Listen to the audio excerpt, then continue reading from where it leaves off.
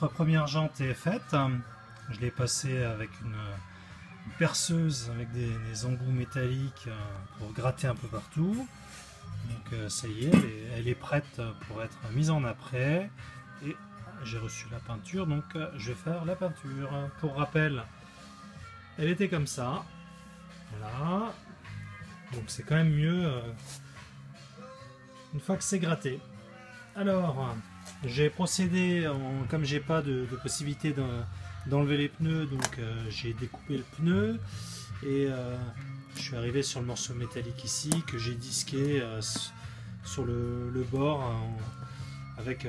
j'ai relevé avec un tournevis et puis j'ai disqué, puis c'est bon, c'est parti. Voilà notre belle chambre à air, une chambre à air qui est peut-être encore d'époque, hein, une Michelin, et elle a été réparée plusieurs fois.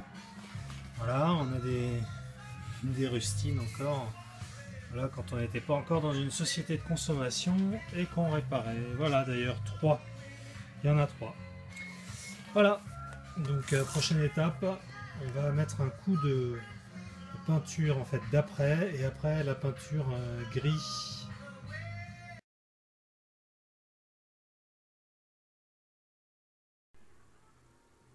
Le petit coup d'anti-rouille est mis, on va attendre que ça sèche, on grattera, on égrènera, on mettra l'après et après la peinture.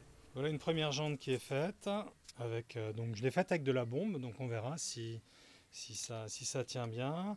Et donc j'ai procédé à des passages à environ 10 cm de haut, de gauche à droite, et après en tournant voilà, tout autour, et pareil sur cette partie-là.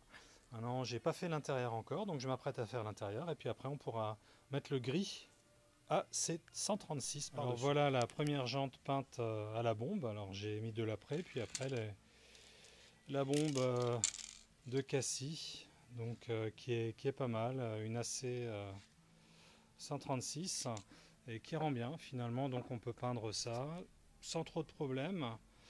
Avec une bombe, bon après il faut être assez énergique, tourner autour, aller un peu dans tous les sens et tout, donc voilà, donc c'est gérable avec une bombe. Donc là j'ai dû utiliser à peu près je pense la moitié. Voilà, donc le tout c'est de bien préparer la jante, bien la gratter, mettre du destructeur de rouille, de l'anti-rouille, etc. Et puis les bons traitements. Alors la petite astuce, quand on peint une jante de 2 chevaux, donc vous avez cette partie là qui est pas plane, qui ressort par rapport au reste de votre jante. Donc utilisez des lames de parquet, d'ancien parquet, que vous laissez écarter. Comme ça, quand vous retournez votre jante, eh ben, vous pouvez être sur quelque chose de plat, vous n'allez pas abîmer votre peinture. Et vous avez cette partie-là donc, qui rentre, qui vient se loger ici au milieu. Alors oui, c'est possible de peindre une jante avec une bombe. Donc le tout c'est de bien la préparer en amont comme j'ai pu vous montrer sur les vidéos. Et surtout une chose que je voulais vous préciser, c'est quand vous faites la peinture, donc regardez bien ici, là, attention, par rapport à l'autre côté ici vous avez un rebord, donc quand vous peignez, quand vous faites le tour, la peinture s'accumule et puis après redescend progressivement au même endroit, donc vous avez un risque beaucoup plus conséquent de faire des coulures.